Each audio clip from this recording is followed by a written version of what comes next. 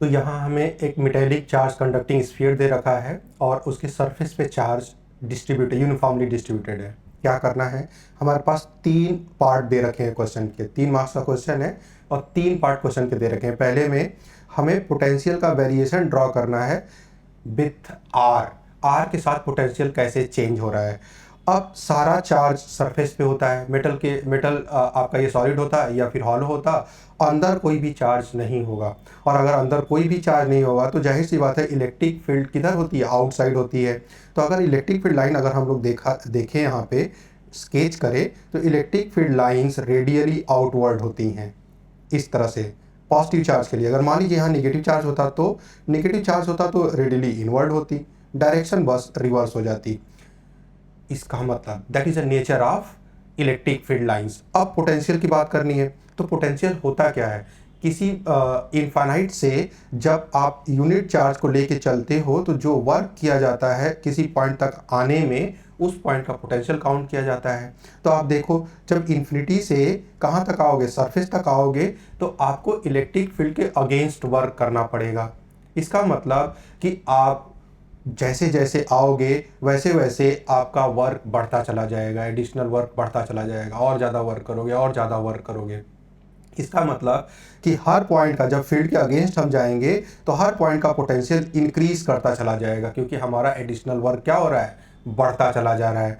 Now वो जो potential दे रखा है that is inversely proportional to R, लेकिन बताइए कहाँ तक, ये सरफेस तक है। मतलब लेकिन अंदर जाने में बताइए क्या वर्क करना पड़ेगा। जाहिर सी बात है कोई भी इलेक्ट्रिक फील्ड नहीं है inside the metallic conductor.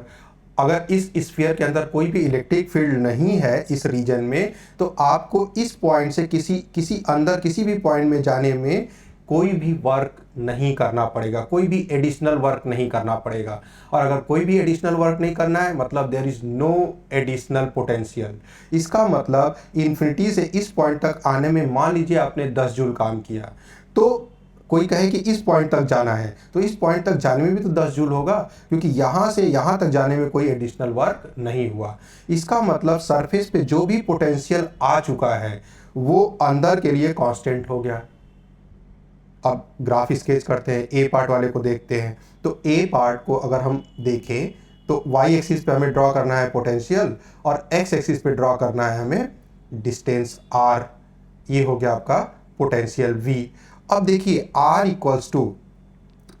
Equals to capital R जब है तब कहानी अलग है। अब मान लीजिए इन्फिनिटी से हम आ रहे हैं और जब इन्फिनिटी पे आप थे तो कोई वर्क नहीं करना पड़ा था, आते गए आते गए आते गए आते गए आते गए, इस तरह से वर्क इंक्रीज करता चला गया।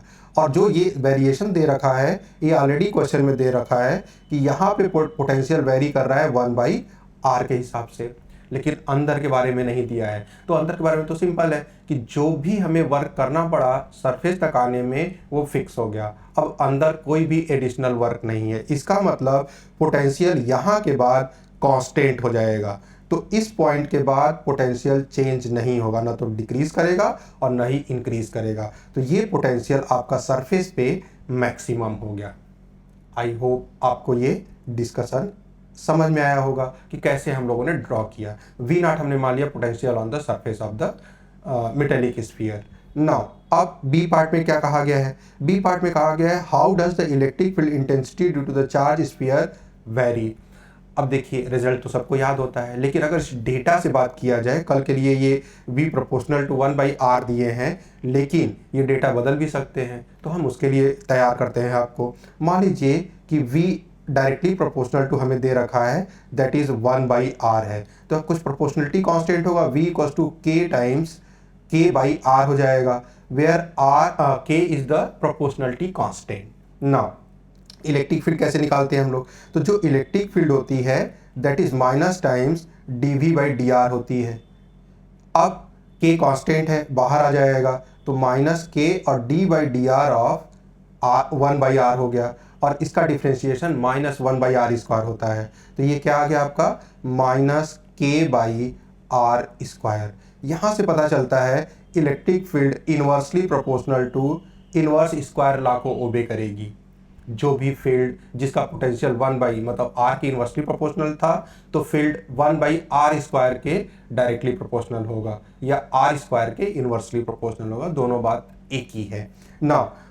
ये बी पार्ट हो गया आपका। सी पार्ट में कहा गया है कि आपको ग्राफ स्केच करना है, किसके बीच में रिप्रेजेंट करना है, इलेक्ट्रिक फील्ड और आपका आर के बीच में। तो ऊपर वाला हम ग्राफ मिटा देते हैं, आपको अगर नोट करना है तो आप वीडियो में पीछे जाके आप देख सकते हो और वहाँ से नोट कर सकते हो। तो यहाँ पे सी हम करते हैं, तो सी ऑप्शन के लिए हमने कहा इलेक्ट्रिक फील्ड वाई एक्सिस पे डिनोट करते हैं और एक्स एक्सिस पे हमारा क्या हो गया, डिस्टेंस हो गया। ये हो गया इलेक्ट्रिक फील्ड। अब देखिए आर तक, R equals to capital R तक, क्योंकि जो पोटेंशियल हमें वेरिएशन दे रखा था वी वाला, ये सिर्फ आर से इन्फिनिटी तक है। इसका मतलब ये जो इलेक्ट्रिक फील्ड की वैलिडिटी है, इसकी validity R equals to capital R से इन्फिनिटी तक है, मतलब आउटसाइड ऑफ द स्फीयर है सिर्फ इसकी वैलिडिटी। तो हम लोग जो स्केच करेंगे electric field inversely proportional to क्या हो जाएगा, 1 बाई आर स्क्वायर। तो यहाँ से उसी तरह से ग्राफ ड्रॉ होगा, इन्फिनिटी पे ये एसिम्प्टोटिक बिहेवियर होगा और यहाँ पे हम लोग लिख देंगे that is E directly proportional to 1 by R square. Now अंदर की बात करते हैं कि अगर आर कम हो गया मतलब inside the sphere are capital R से कम हुआ तब क्या होगा, तो हम कहेंगे इलेक्ट्रिक फील्ड तो एब्सेंट है।